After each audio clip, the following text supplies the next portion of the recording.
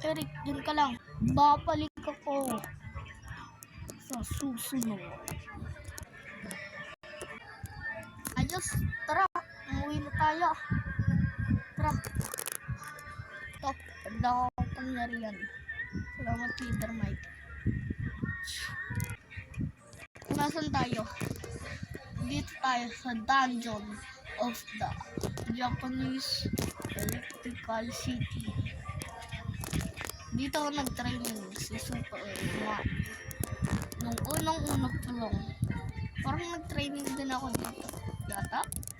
Super lit. Sige. Isasanay ka namin sa susunod. Kaya maganda ka na. Sige, uwi mo na ako. Sige, Super Kids. Nandito na ako sa lugar namin. Mag-transform na ako bilang si Marvin. Transformation! Jutsu! Kailangan ko na magpakatapak. Kasi wala ngayon. Ito na ang gangster dito sa lugar namin.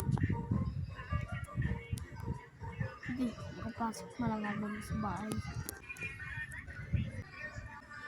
Ako na pala nila. Pumunta kasi sila dito eh. Hindi nila kasi nakamo. Pinadala yata ito. Iba na yung isip, no? Sige. Bukas na daw ang training ko. Kailangan ko na maganda. Pupunta ako ngayon sa gym. Pero magpapasa muna ako. Sarap talagang magbasa ng comics. Sige, Marvel Comics pala ito eh. Tsaka DC Comics. Baka tatang sorry to. Ito Superman ay kumanta. Tama yun? Ito Superman ay nag-aalala kay Super Kids. Training ako. Palagi. Makabuot na ng dumbbells.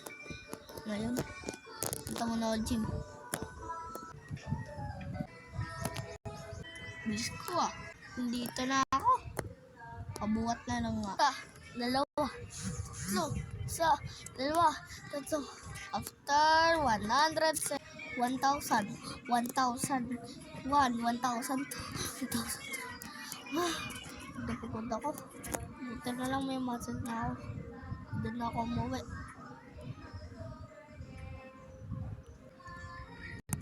It's a time para mabalik ang kapangyarihan ko. Superman, nandito ka na pala. Dr. Warden, magagaling niyo ba ako? Oo. Mababalik ko ang iyong kapangyarihan para sa end game.